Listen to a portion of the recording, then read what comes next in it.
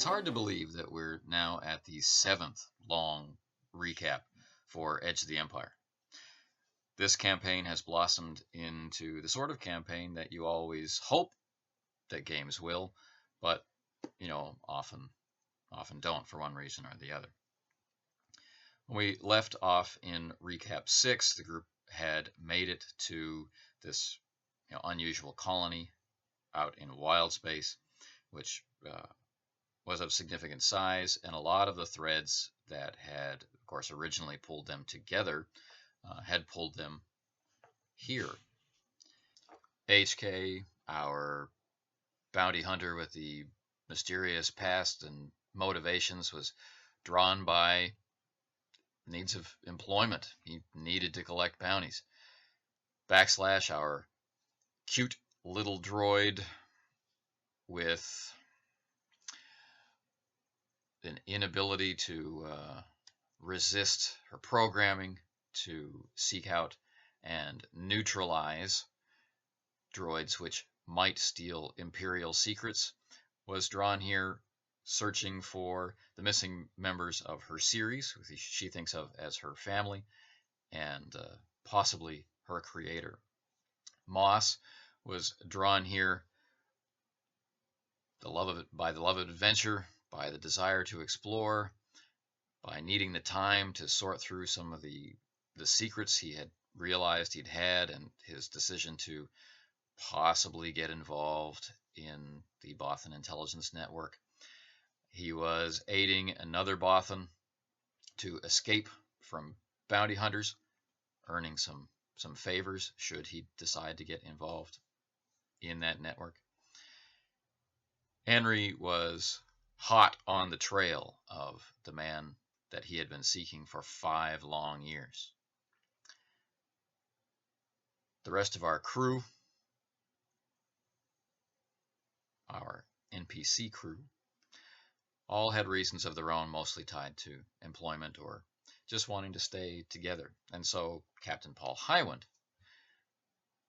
who this last leg of this part of the campaign, whose motivation to keep everyone together, to provide a safe haven for everyone, was in some ways tested quite sorely, is Captain Paul Highwind without his crew. And so we had revenge stories, we had coming of age stories, we had action stories, and under and around all of this we had a new take on the Force. I worked on developing a different approach to all of the Force abilities and all of the Force attitudes that we've seen before. We'll talk about that later. So our group arrives, and they discover that the very first thing that they're going to need to do is to pass some trials. If they're going to stay here, there are 2 types of citizens: those who can never leave the space station orbiting the main planet that the colony uses, and those who can. And they decided to take the challenge. The droids didn't have to do it, but there were other things for them to deal with. The setting that they were in for much of what occurred was a very large, kind of random, homemade space station built of parts of ships, complete ships, massive containers from ancient freighters, that sort of thing.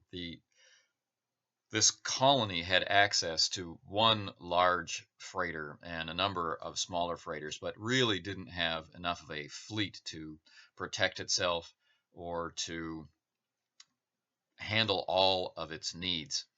And their kind of surreptitious method of recruiting new members, or their almost underground railroad out of Imperial territory into wild space, was pretty much taxed to the limit, which is eventually how the crew of the Archon were able to track them down.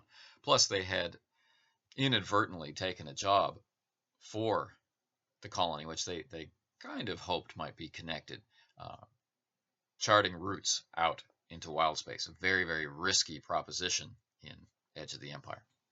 The planet that the space station was orbiting is quite dramatic and probably impossible, but it's Star Wars, so I feel good about that. Say a large world, not exactly mono environment, but it was closer to jungle than anything else. It was described by the inhabitants as being deadly. Most of the wildlife was venomous, and there were these hints that those on the surface would suffer sort of adverse or unusual effects because of the Force. It was implied, not stated. They had, as soon as they arrived, they had witnessed these aliens they'd never seen before, which they came to realize were native to the place. And they were just observing everything that went on. And at first, it was taken that they were observing the arrival of this new group of colonists. But then it became clear that that's really what they do. They observe. They are always in the right place at the right time to offer an observation or make a little adjustment so that things flow smoothly. This was their first hint that something about the Force in this place was not going to present itself in the traditional split that they had come to realize dominated the Force in their own part of the galaxy. So, this planet was ringed, and the rings had been kind of bifurcated into two paths. There was a large cloud of rocky material that circled the planet, but there are these two large orbital bodies or moons which had cleared paths through the cloud separating the rings, and every time these two bodies passed each other there was a massive discharge of energy which would energize the entire ring. Like I said, impossible but somehow cool. And this discharge would have a massive negative effect, almost an ionization effect on things like droids. Now, the space station had been hardened against this, and their ships had been hardened against it.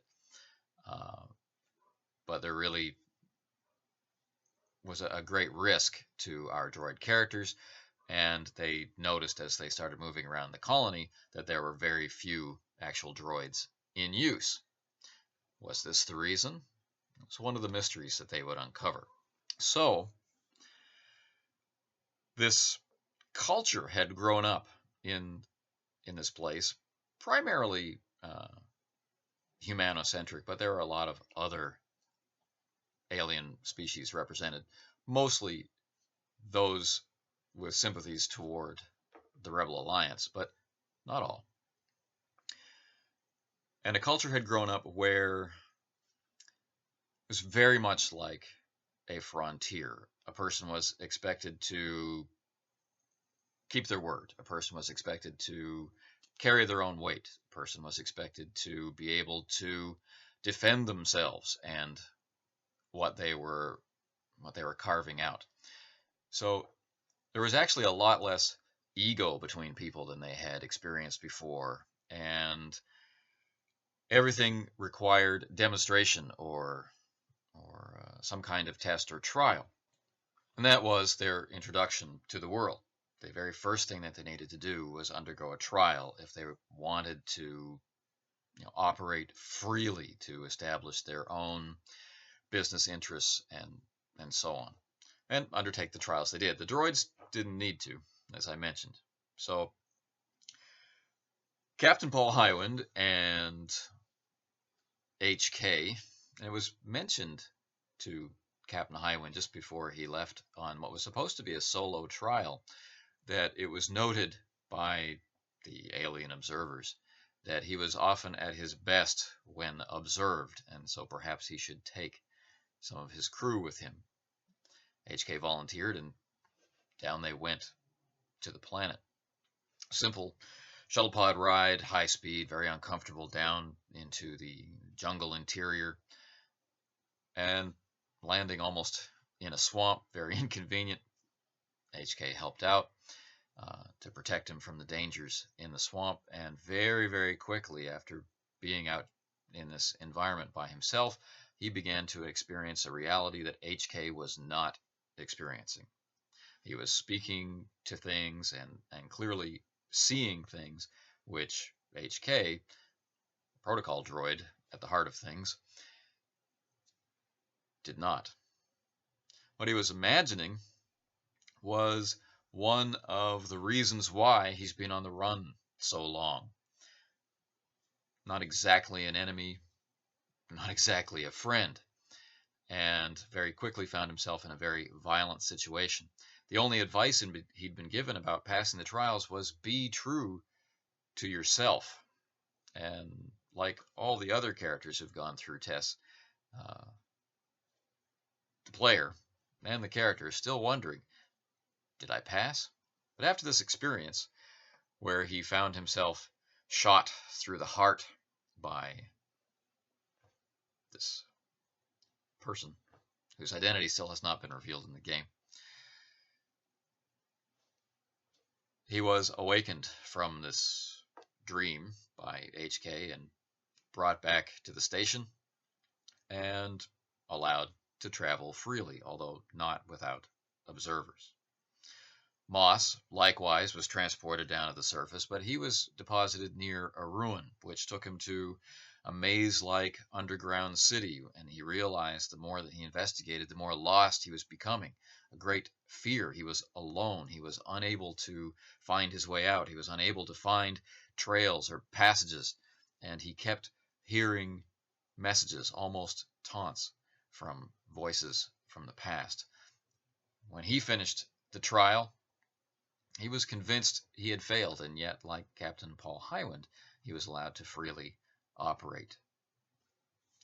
Henry, likewise, was sent down, but he was sent up into the mountains and near a village. And as he entered the village, because of his sensitivity to the Force, he began to realize that his own senses were being manipulated, and he felt like he had the choice to go with it or to resist.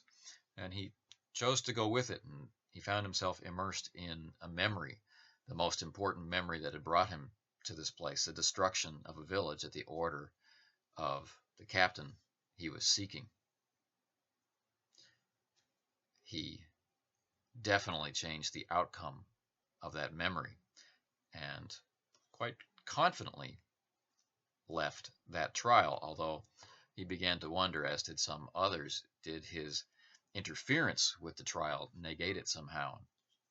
Was he going to be under observation? Did he pass the test?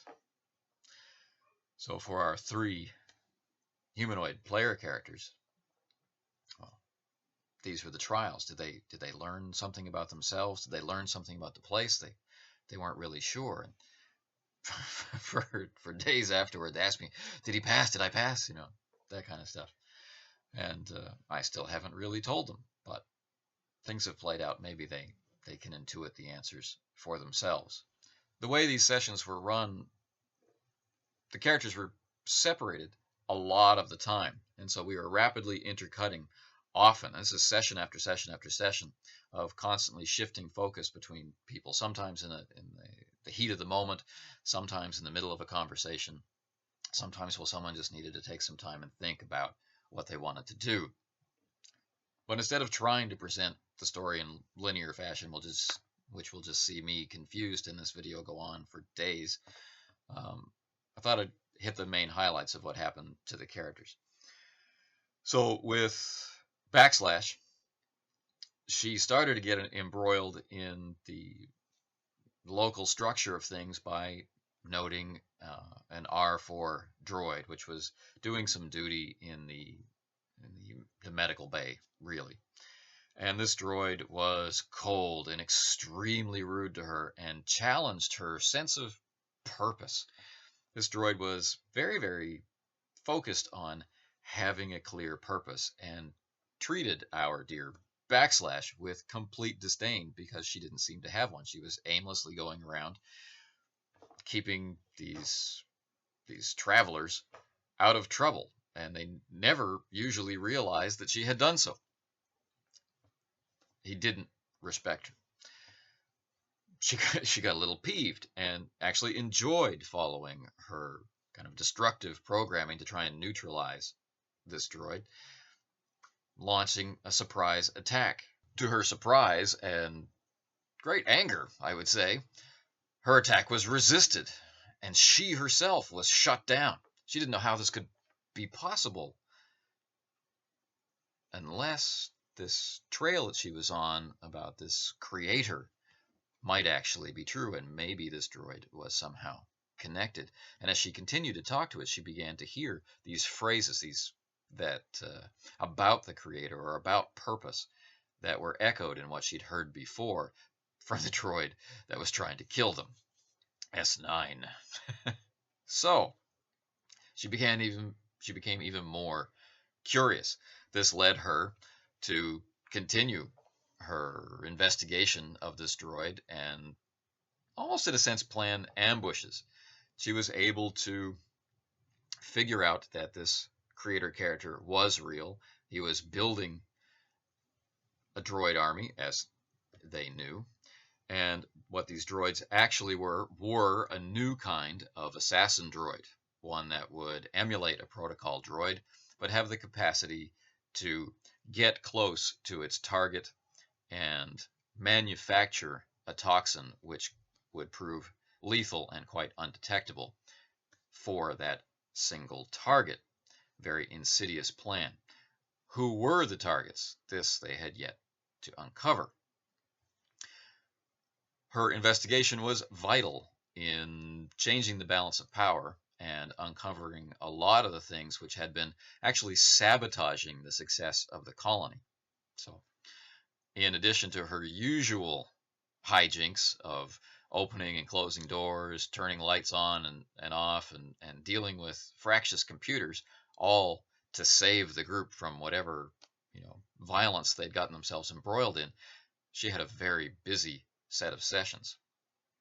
Moss was mostly intrigued by the flora and fauna of the planet, but also the alien invaders, but frequently gave up his time to support other characters. Henry being one of them, and the two of them got embroiled in dealing with a disaster on the surface. The colony had been laboring for quite some time to build an underground facility for people to live in that would be safe and would be shielded somewhat from the negative effects experienced by people on the surface. Well, there had been a massive cave-in, and for days people had been trying to sort it out. And Henry discovered that his enemy, the person he had been seeking for so long, was actually in charge of the recovery effort. And a lot of former stormtroopers, like Henry, were a part of his unit. Henry was portrayed as having a single purpose. He had to talk to this guy. It didn't matter that this disaster had happened. It didn't matter this massive recovery effort was underway. It didn't matter that everyone around them was exhausted and focused on the realization that they weren't going to be able to rescue the last people trapped underground. He focused so completely on finding this guy, talking to this guy, challenging this guy, figuring out, what am I going to do with you? Am I going to let you live, or am I going to forgive you? It was a tough scene. Moss was uncomfortable and, playing the role of, the trusted ally and friend. They spend a lot of time together on board ships on these long voyages. Someone who's a little bit inside your head. They discovered this captain was exhausted and lacking almost the will to fight back. We just simply pointed out right now all he needed to do, all he cared about, was rescuing these men. And almost to show him who the better man was, Henry decided to do just that. He said, I will talk to you after this is over. And he and Moss began to investigate the site of the disaster. And because of Moss's great training as a scout and because of Henry's growing sensitivity with the Force, the two of them managed to find a very dangerous and very narrow passage which would lead them in and hopefully back out with the survivors who've been trapped underground. What was putting them at risk was the large drilling machine operated at range by some very strange technical character, which they began to suspect might be the droid creator they were looking for. And he was added to their list of people they were going to speak to after this was all over. With this massive drilling machine further exacerbating the danger of the cave-ins, they crept in, they found the survivors, and they managed to get them out, just barely. It was a very tense scene, and one of the very cool parts about how the dice work in Star Wars, we had no idea, and I didn't have to sit there and keep a countdown clock in my head like I'd have to do normally. Like, they have to do this in so many turns or they get crushed. Right? The way that the dice work with their threats and despair told us what was going to happen, and as they escaped, down came the stone roof over the heads of where they had been. So that was pretty thrilling. Not only did they not die, they ended up looking really cool. They come marching out in the rolling smoke coming out of this excavation, and not even missing a beat, Henry goes right back to this captain and challenges him, and discovers that he didn't have it in him to just kill him for the sake of revenge, that after hearing his story that he was acting under orders. Once he found out what those orders were and how they were connected to the former CSA operatives who had taken over the government in the VEV system that they had come from, where they had rescued Lynn Delmar, the daughter of a man they had once respected and worked for, he realized how he had been connected to his enemy for much longer than he had thought. The person who actually gave the kill orders to wipe out a village that had eaten away at Henry for so long, the person who had actually given those orders was Lynn Delmar's father. His quest really wasn't over. Was he going to choose to continue it? That was the question that he was left with. While all of this was going on, HK was looking for bounties.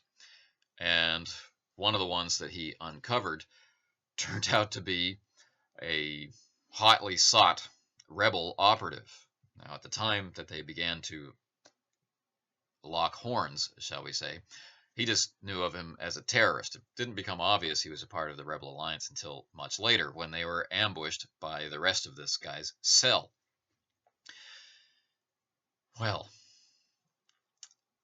things didn't go very well for the terrorist, the rebel, or the cell. But they did make some contacts which they might be able to capitalize on later if their hatred of the Empire grows to the point where they actually want to join up and fight on the front lines. We'll see. Out of all the characters in play, the one focused most on financial concerns was HK, who was always looking for a way in to profit in some way. Two good examples of this are, when he showed up, he announced himself as a bounty hunter. He revealed the identities when asked of the people he was looking for, and he kind of struck himself a deal with one of the local politicians who none of the others really liked to take care of the threats that the colony considered to be important first. So he had these two lists. He had the list of undesirables from the colony, and he had the list of bounties he was charged to bring back. And where those lists overlapped, he was free to act with impunity. He likes acting with impunity, and so, watch out, troublemakers at this colony. The other thing that he did was note that there was basically a prototype A-wing in pretty hard condition sitting in one of the docking bays, and he said, you really need a test pilot for that. Let me do it. In fact, there must be some deal we can work out where this A-wing can become mine. Of course, they were trying to retcon and build their own version of an A-wing for their defense force, which at that time consisted of a few very well used Z95s. So they weren't too keen on negotiating this, but having him serve as a test pilot, they did respond well to, and it wasn't until he was actually out in space flying the thing that he began to understand why. The reputation that the A-wing has as being difficult to fly was nothing compared to how bad this one was. This particular A-wing had a tendency to creep forward in speed, and if you've played Edge of the Empire or Age of Rebellion, you know that the speed that you're traveling compared to the size of the ship that you're flying contributes to the difficulty of the maneuver. The faster you go, the harder it gets to retain control. And so, with an A-wing, which is already incredibly fast and difficult to control, this was a deadly proposition. This was not discovered until he was in space. After a few close calls, HK managed to figure out a way to keep control of the A-wing and guide it safely back to the docking bay, but not without some real fear of death and destruction, or at least being lost in space. And we had some good interaction during that particular episode, including, the backseat driver interaction with Captain Paul Highwind, watching him fly the ship out of the docking bay. But yeah, I think everyone at the table, including the player, was convinced he wasn't coming home from that. And when he did, there was a lot of relief.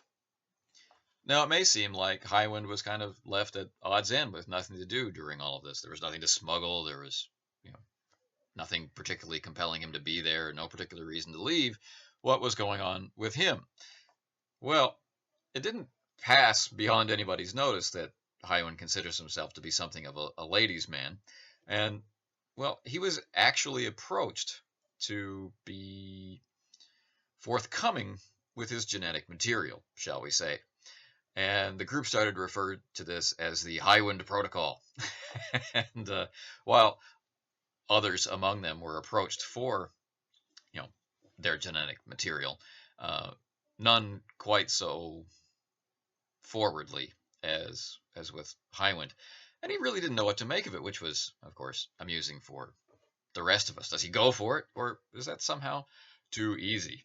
But he did manage to, let's say, spark future generations. What he really needed to be doing, of course, was training pilots. There weren't enough people in the colony with that type of expertise to train their fledgling starfighter force. And while it didn't really seem like that was going to be their primary means of defense, the crew was noticing, mostly, I guess, because of being constantly on the run from the Empire since the campaign started, that this colony was lacking in defense. The only real defense they had was secrecy and the fact that there was no obvious route to them. But eventually this was going to get out. So Captain Highwind agreed to start training fighter pilots for a price. Henry also began training security forces. HK likewise, and Moss began working with crews on the ground for survival training. Not bad. Becoming part of the community, uncovering new motivations, new obligations. Things were coming along really well, but it still hasn't touched on the story of the Force. This primarily involves Henry's character, but the others as well. Now, they discovered about midpoint through all of these interconnected stories that someone had stowed away on their vessel. And through a very concerted effort involving all the security forces that they were connecting with and all the population on the space station, they managed to track him down. And they discovered that this was a person they had met in the very second job that they had done, where they had destroyed an Imperial picket ship which transports prisoners to the prison planet. After they had destroyed the ship and were making their escape, escape pods were traveling around, and they were very curious about one person in particular. They wanted to know about someone who was listed as a religious fanatic, and HK's investigations while he was on board, getting a bounty of his own. One of those people they suspected was a Jedi, or somehow connected to the Jedi, and this was, of course, of great interest to Henry. They decided he was just a nutcase and let him survive on his own. They jettisoned his pod, and he fell down to the prison planet. Later on, after they spent time on the surface of that prison planet, they were horrified at what the eventual fate must have been for those escape pods which crashed down on the planet. But that was where they picked up their hitchhiker.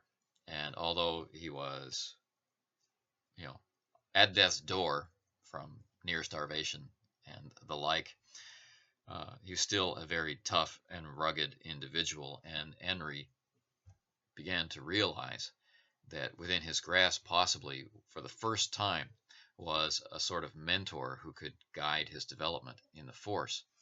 The aliens all around him, who were seemingly experts in the Force, and the Force users who had gathered together in this colony for safety, didn't connect with him in the same way. It was almost like they were waiting for something, like perhaps the formal announcement of passing the trials.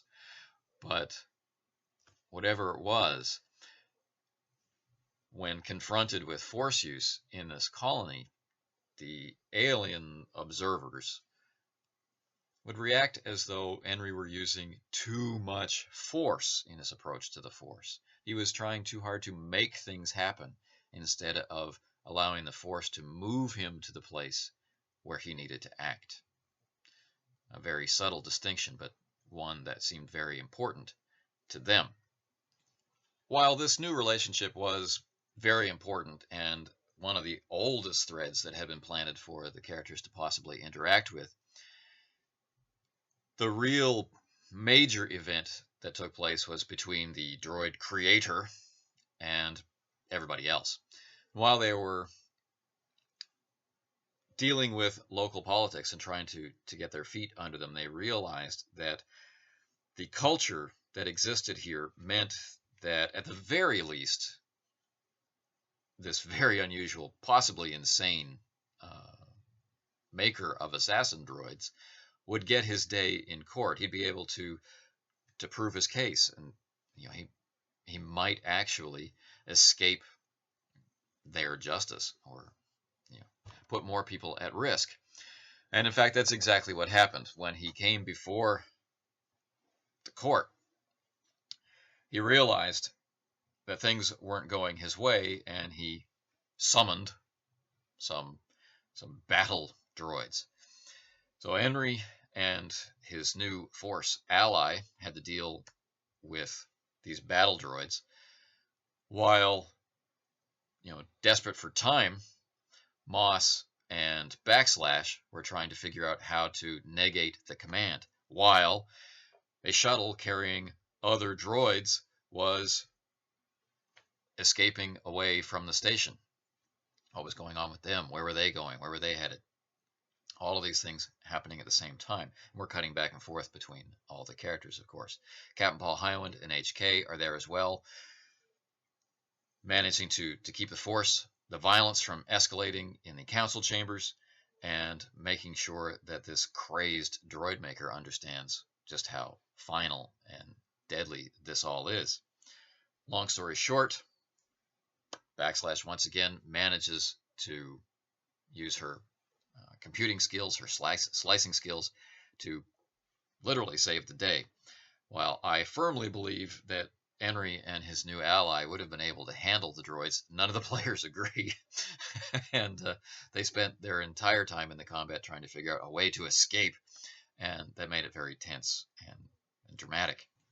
One of the things I liked about all of these scenes is that we had unusual groupings of characters, people joining together and then separating and joining with others as the stories that they were creating were ebbing and flowing.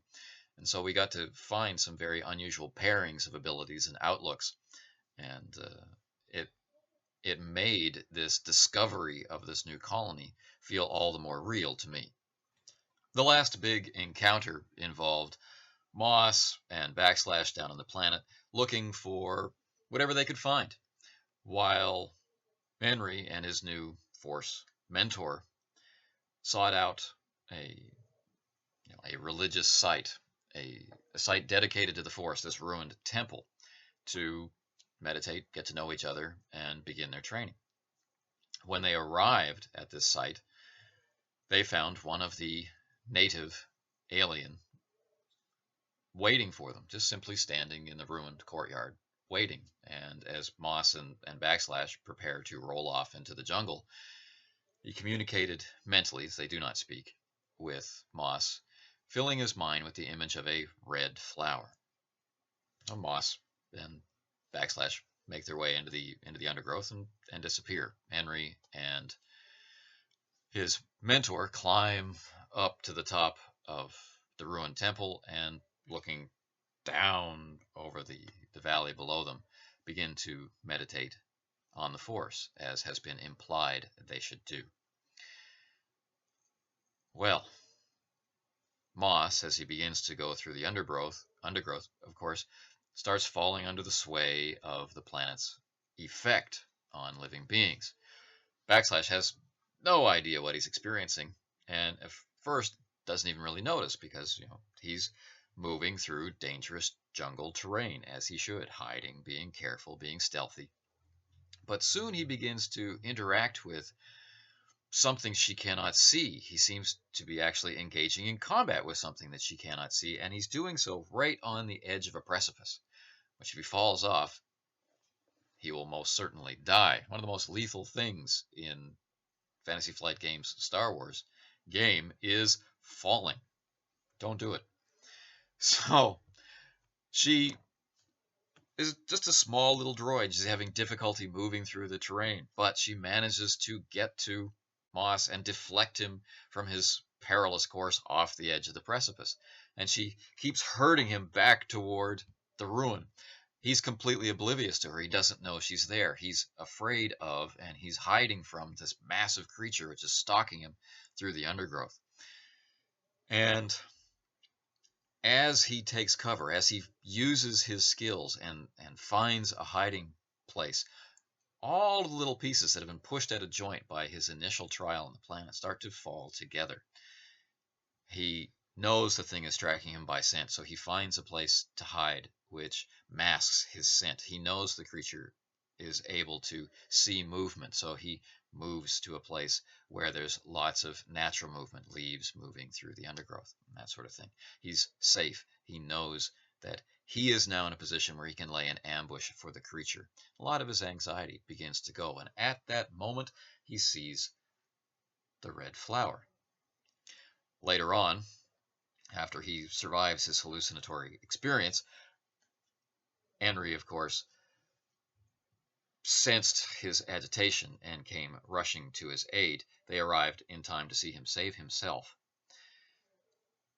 Later investigation proves that this flower would make a very useful organic analog to stimpaks, and that they might be able to not only reduce their own costs by making their own stimpaks, they might actually be able to create a market for themselves. So another potentially lucrative financial opportunity opened itself to them. They could actually become legitimate businessmen of a sort, if they wished.